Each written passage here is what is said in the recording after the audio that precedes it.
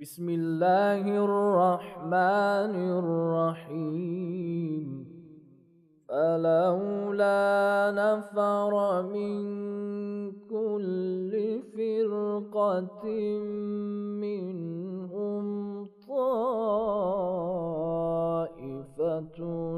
लियतफ़क़्क़हू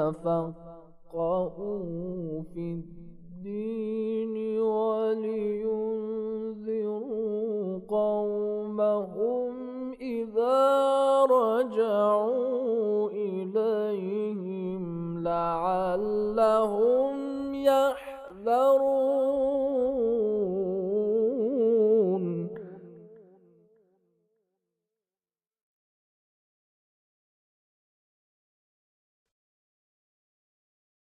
औज़ुबिल्लाहि मिनश्शैतानिर्रजीम। बिस्मिल्लाहिर्रहमानिर्रहीम। अल्हम्दुलिल्लाहि रब्बिल आलमीन वस्सलातु वस्सलाम अला अशरफिल अंबियाए वल मुरसलीन। अम्मा बाद, मेरे प्यारे दोस्तों और साथियों, मैं एक बार फिर आपके समक्ष हूँ। जैसा कि आप जानते हैं कि हम अपने इस प्रोग्राम में अहकाम के बारे में बातचीत कर रहे हैं और कोशिश कर रहे हैं कि हम अहकाम से संबंधित तमाम प्रश्नों के उत्तर दें और हर वो प्रश्न जो हमारे जीवन से संबंधित है, जिस पर हमारा जीवन का आधार है, उसका जवाब हमको मालूम हो सके।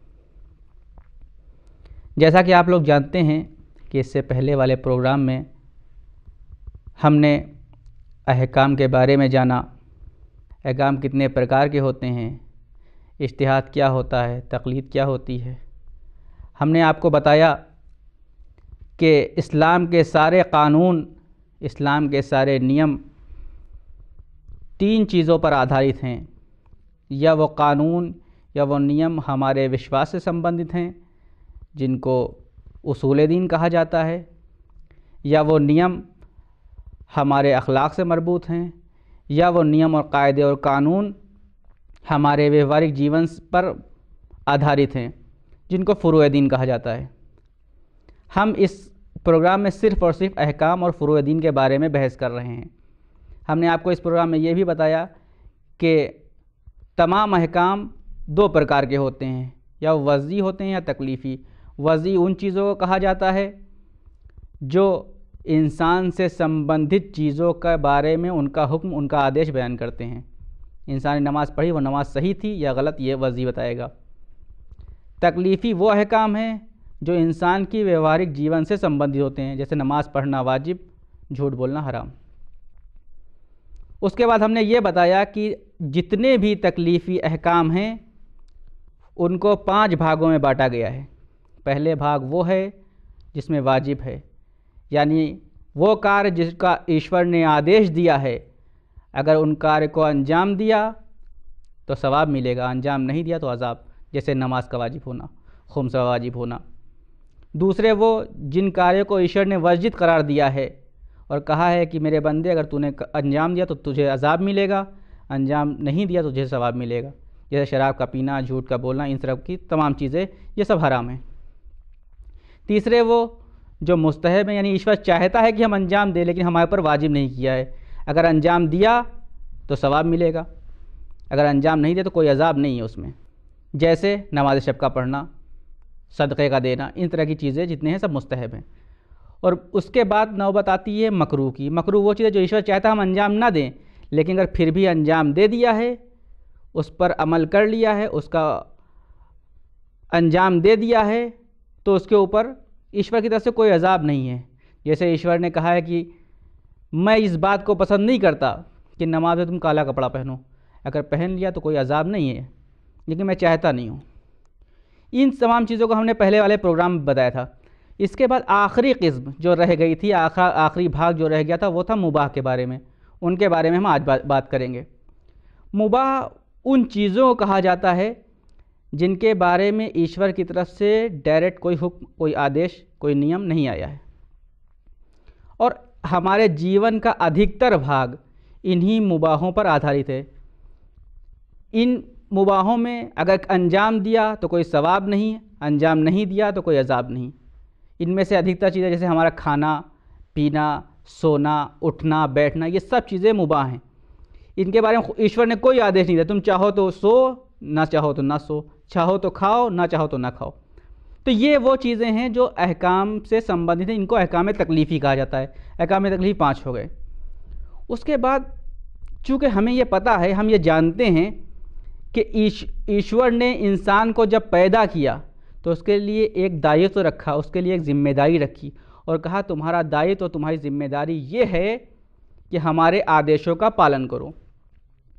तो अब ये प्रश्न ये उठता है हमारे दिमाग में, हमारे जहन में, कि हम ईश्वर के उन आदेशों को कैसे जानें। आखिर वो कौन से तरीक़े हैं जिनसे हमको ये पता चलेगा कि ये ईश्वर का आदेश है। तो हम जब इस्लामी पुस्तकों का अध्ययन करते हैं तो हमें 3 रास्ते मिलते हैं। पहला इज्तिहाद, दूसरा तक़लीद, तीसरा एहतियात। इज्तिहाद वो रास्ता है कि जिसमें इंसान के अंदर ख़ुद इतनी योग्यता होती है, इंसान ख़ुद इतना पढ़ा लिखा होता है कि इंसान उस पढ़े लिखे होने के बाद उस योग्यता के साथ कुरान से, हदीस से और संबंधित विषयों से ईश्वर के आदेश को निकालने पर कादिर होता है। वो इन चीज़ों से ईश्वर का आदेश निकाल सकता है, तो इसे कहते हैं इज्तिहाद। और जो इंसान इन सब चीज़ों के ज़रिए से ईश्वर का आदेश निकाल सकता है उसको मुज्तहिद कहा जाता है। तो जो मुज्तहिद होता है उसके लिए इस्लाम ने कुछ शर्तें रखी हैं। हर इंसान मुज्तहिद नहीं हो सकता है, बल्कि कहा यह गया है कि जो मुज्तहिद है उसके अंदर कुछ शर्तों का होना ज़रूरी है। जैसे क्या? जैसे वो कि वो बालिग़ हो, आक़िल हो, हलाल ज़्यादा हो, आदिल हो, दुनिया का लोभी ना हो, और इस तरह की बहुत सी चीज़ें। और हर इंसान इतनी आसानी से मुज्तहिद बन भी नहीं सकता है। क्यों? क्योंकि मुज्तहिद बनने के लिए बहुत सारे ऐसे विषय हैं जिसके बारे में इंसान की पकड़ का मजबूत होना आवश्यक है, जिसके बारे में उसका मास्टर होना आवश्यक है। उन विषयों में से जैसे सर्फ़ है, नहव है, मानी व बयान है, और तफसीर है, रिजाल है। इन तमाम विषय हैं जिन पर किसी इंसान को मुज्तहिद होने के लिए अधिकार और कमांड होना ज़रूरी है। तो इतना आसान नहीं है मुज्तहिद हो जाना। लेकिन जब हम इस्लाम के आगाज़ से, इस्लाम के आरंभ से देखते हैं तो उसी आरंभ से इंसान, जब से मुसलमान इस दुनिया में आए हैं, उसी आरंभ से लोग 2 प्रकारों में बटे हुए हैं।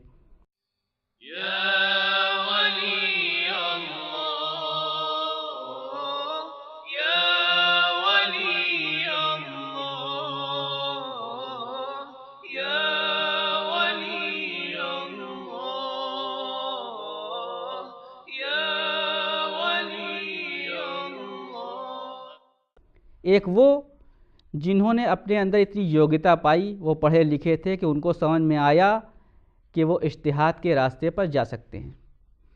वो इज्तिहाद के रास्ते पर गए, उन्होंने पढ़ा, उन्होंने लिखा, उन्होंने अध्ययन किया। अध्ययन करने के बाद उनके अंदर इतनी शक्ति पैदा हो गई कि उस शक्ति के बलबूते पर वो कुरान और संबंधित विषयों से ईश्वर के आदेश निकालने पर कादिर हो गए। तो एक ये वो लोग थे। दूसरे लोग वो थे जिनके अंदर, जो इतने पढ़े लिखे नहीं थे, जिनके अंदर इतना ज्ञान नहीं था, इतनी योग्यता नहीं थी। उन्होंने क्या किया? उन्होंने दूसरा रास्ता अपनाया। उन्होंने कहा कि हम खुद नहीं ईश्वर का ज्ञान, ईश्वर का आदेश प्राप्त कर सकते हैं, इसलिए हम जो है इन मुज्तहिदीन की तक़लीद और उनका अनुसरण करेंगे। यहीं से इज्तिहाद और तक़लीद का द्वार खुलता है, दरवाज़ा खुलता है। तो जो मुज्तहिद है उसके लिए इन ज्ञानों में होना ज़रूरी है, इन ज्ञानों का मानना ज़रूरी है। एक बात और ध्यान देने वाली है कि जब ईश्वर ने इज्तिहाद और तक़लीद का द्वार खोला है तो हर एक के ऊपर इज्तिहाद को वाजिब नहीं किया, बल्कि ये वाजिब किफ़ाई की सूरत में रखा है। और उसने कहा, मुसलमानों, पहली सूरत में तो ये है कि सबके ऊपर इज्तिहाद करना वाजिब है, लेकिन अगर कुछ लोग इज्तिहाद कर लेते हैं और उनके इज्तिहाद करने से दूसरों के मसाइल, दूसरों के समस्याएं हल हो जाती हैं, तो अब दूसरों के ऊपर इज्तिहाद करना आवश्यक नहीं है। इसी जगह से एक चूँकि इस्लाम ने इज्तिहाद का इतना महत्व बयान किया है, दूसरी तरफ से उसने रोका भी है, कहा देखो वो लोग जिनके अंदर इज्तिहाद की योग्यता नहीं है उनको फतवा देने का अधिकार नहीं है, और अगर वो फतवा देते हैं तो उन्होंने हराम काम किया है, हराम काम किया है तो उनके ऊपर अजाब होगा। और यहीं से हमारे बहुत से मसाइल हैं जो पैदा होते हैं कि तरह तरह के लोग फतवे की कुर्सी पर बैठे हुए हैं और फतवा दे रहे हैं। यही ऐसे लोग हैं जिन्होंने इस्लाम को कठिन धर्म बना दिया है। बहरहाल हम वापस अपनी बहस की तरफ पलट कर आते हैं। तो इंसान या इज्तिहाद के ज़रिए से ईश्वरीय आदेश को प्राप्त कर सकता है या तकलीद के ज़रिए से। और जो इंसान मुज्तहिद है उसके लिए कुछ शर्तें हैं, जैसे हमने बयान किया आदिल होना उसका लिए एक शर्त है। अब आदिल किस चीज़ को कहते हैं, हो सकता है कोई हमारा भाई पूछ ले, उसके दिमाग में सवाल हो आदिल क्या मतलब। तो मेरे भाइयों, आदिल उस चीज़ को, उस इंसान को कहते हैं जिसके अंदर अदालत पाई जाती हो। अदालत का मतलब वो न्याय वाला अदालत नहीं, वो कोर्ट वाला अदालत नहीं है, बल्कि एक अंदरूनी शक्ति है जिसका कार्य ये होता है कि वो इंसान को बड़े पापों से करने से रोकती है और छोटे पापों को बार बार करने नहीं देती है। तो जो मुज्तहिद है उसके लिए ज़रूरी ये है, आवश्यक ये है कि वो आदिल हो। और दूसरी चीज़ उसके लिए ज़रूरी है कि वो आलम हो। आलम होगा क्या मतलब है, यानी वो इज्तिहाद के मसले में, इस्लाम के मसले में, शरीयत के मसले में, कानून के मसले में अपने ज़माने के, अपने युग के तमाम लोगों से ज़्यादा जानता हो और उस संबंधित विषयों से ईश्वर का आदेश निकालने पर दूसरों से ज़्यादा सामर्थ्य रखता हो। और तीसरी बात जो बहुत ज़रूरी है, उसके लिए ज़रूरी ये है कि जो मुज्तहिद है वो ज़िंदा हो, जीवित हो। जीवित हो क्या मतलब है, यहाँ पर हो सकता है कि हमारा कोई भाई ये प्रश्न करे कि हम ऐसों की तकलीद करते हैं जो मर गए हैं, तो इनके बारे में हम अभी यहीं पर बताते हुए चलें कि किसी भी मरे हुए स्वर्गवासी मुज्तहिद की तकलीद करना आराम से सही नहीं है। आराम से सही नहीं है क्या मतलब, मतलब ये है कि अगर कोई इंसान अभी नया नया बालिग हुआ है या किसी कारणवश उसने अपनी पिछली ज़िंदगी में तकलीद नहीं की थी, अब वो चाहता है कि तकलीद करे, अब वो चाहता है किसी मुज्तहिद का अनुसरण करे, तो वो किसी ऐसे मुज्तहिद का अनुसरण और तकलीद नहीं कर सकता है जो मर चुका है। अब यहीं पर दूसरा मसला ही पैदा होता है कि कोई शायद ये कहे कि हम पहले से तकलीद करते हुए आ रहे थे, अब हमारा मुज्तहिद मर गया है तो हम क्या करें। तो इसके बारे में हमारे फ़ुक़हा ने, हमारे मुज्तहिद ने विभिन्न प्रकार के मसले बयान किए हैं। अक्सर जो मशहूर फतवे हैं वो ये हैं, वो कहते हैं कि अगर कोई इंसान पहले से किसी मुज्तहिद की तकलीद कर रहा था, अब वो मुज्तहिद मर गया है, तो वो उसी मुज्तहिद के तकलीद पर, उसके अनुसरण पर बाकी रह सकता है। यानी जैसे पहले उसकी तकलीद करता आ रहा था वैसे ही अब भी उसकी तकलीद कर सकता है। हत्ता कि यहाँ तक कि उन मसलों में भी उस मुज्तहिद की तकलीद कर सकता है, उसका अनुसरण कर सकता है, उसके आदेशों का पालन कर सकता है, उसके फतवों पर अमल कर सकता है जिन फतवों पर उसके जीवन में उसने अमल नहीं किया था। जैसे कि कोई इंसान उस मुज्तहिद के जीवन में कभी हज पर नहीं किया, अब वो जब मुज्तहिद मर गया, उसकी मृत्यु हो गई, वो स्वर्गवासी हो गया, तब वो हज के ऊपर जा रहा है, तो वो हज में उसी मुज्तहिद के फतवों के अनुरूप अमल कर सकता है, अनुरूप कार्य कर सकता है। तो ये वो चीज़ें हैं। इसके बाद के कुछ मसाइल हैं मुज्तहिद और इज्तिहाद के बारे में, जिसको हम इंशाअल्लाह अपनी अगली क्लिप में बयान करेंगे। वस्सलामु अलैकुम वरहमतुल्लाहि वबरकातुहू।